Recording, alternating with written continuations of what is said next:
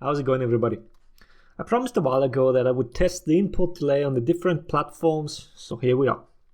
Before we get into the actual results, I want to explain a few things first. What I've used is an absolute poverty setup. Meaning, if I wanted results accurate to 1/10 of a millisecond or whatever, then I need a way better camera and a modified controller so I'd have a perfect visual indicator when the input occurred. But sadly I was limited to a 120 FPS camera and a normal button press. Even then, with a slightly larger margin of error, my results are still perfectly applicable to make an educated assumption regarding the difference of the platforms and also the different graphic settings. You can see how I recorded the whole thing. On average I did around 20 rolls. After that I put the footage in an editing program and measured the time between full button press and the stamina bar being drained. Using a roll was the easiest input to measure, as For Honor has an additional forced input delay of 33 milliseconds on offensive actions. Alright, with that out of the way, let's look at the numbers. I'll give additional explanations, so please listen before making your own assumptions. The console tests were done on a PlayStation 4 with a box standard PS4 controller in wireless mode. The TV did have a gaming mode, so that was used. And even then, I got an average input delay of 156 milliseconds. Be aware that this means that with worse setups, this number can go even higher. Even when plugging the console in the monitor, I still got 124 milliseconds of input lag. I personally expected this to be a little lower, but it's still a solid improvement.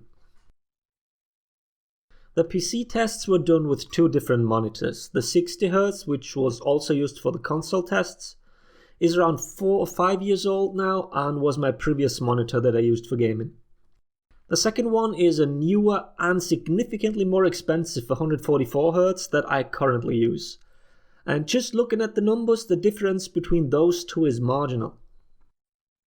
Just to sum up the PC findings, triple buffering and VSync add a significant amount of input lag no matter what amount of frames you run the game at. So unless you get massive amounts of screen tearing when having unlocked frames, then by all means turn those off.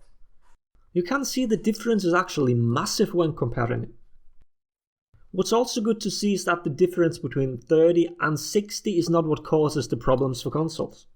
No sync 30 FPS is superior to 60 FPS with triple buffering.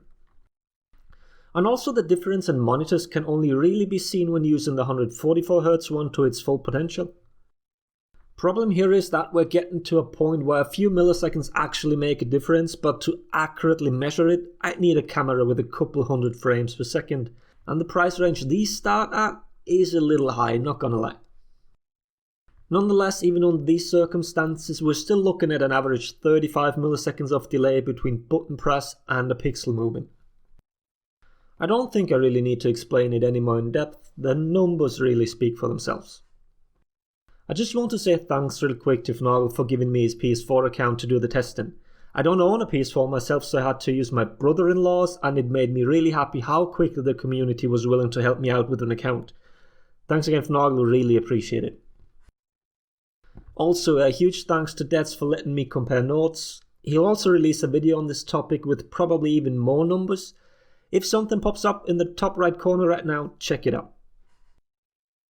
If you've watched any of my videos, I don't really peddle my own social media and whatnot, but this testing here took a lot of time and I hope people appreciate the findings. So if you want even better testing methods for future videos, feel free to check out my Patreon. A link will be in the video description, I'd really appreciate it. I want to provide the best quality I can, but sadly my means are limited. You'll also find a link to my Discord, feel free to hop in there for all your For Honor questions. I'm also always looking for input on new video ideas, so feel free to share them. And that's about it. I hope this video sheds some light on the whole issue and serves as an answer for the 60 FPS on consoles debate. It's not entirely Ubi's fault, stop blaming them. Thanks for watching, laters everybody.